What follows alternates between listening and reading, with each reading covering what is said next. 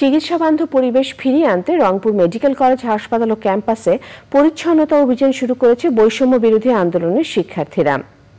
ক্ষতিকর প্লাস্টিক সহ বিভিন্ন বর্জ্য অপসারণে নিজ নিজ অবস্থান থেকে পরিবেশ সুরক্ষা এগিয়ে আসার আহ্বান জানিয়েছে সচেতনরা। এহসানুল হক সুমনের ভিডিওচিত্রে মেনা লাভলি রিপোর্ট।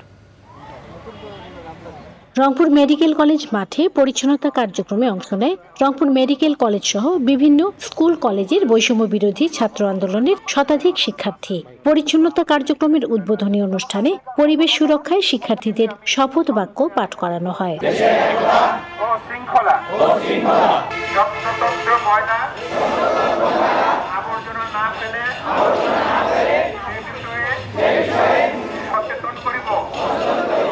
শিক্ষার্থীরা 6টি দলে বিভক্ত হয়ে বিভিন্ন ধরনের ময়লা আবর্জনা অপসারণ করেন।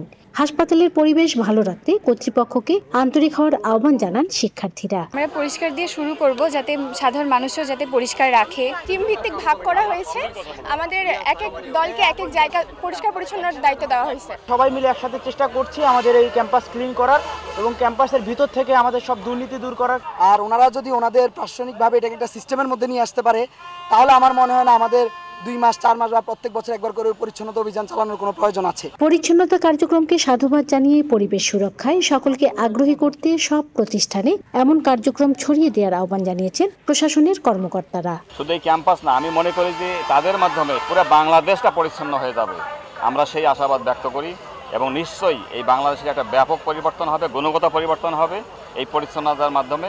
আমরা ওদেরকে সাধুবাদ জানিয়েছি এবং সিটি কর্পোরেশনের পক্ষ থেকে বিভাগীয় কমিশনার হিসেবে আমি তাদের পাশে থেকেছি, তাদেরকে উৎসাহিত করেছি।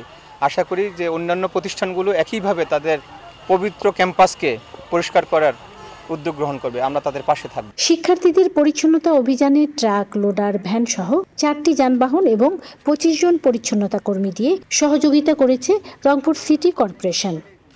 রংপুর থেকে মেরিনা লাভলি, চ্যানেল আই।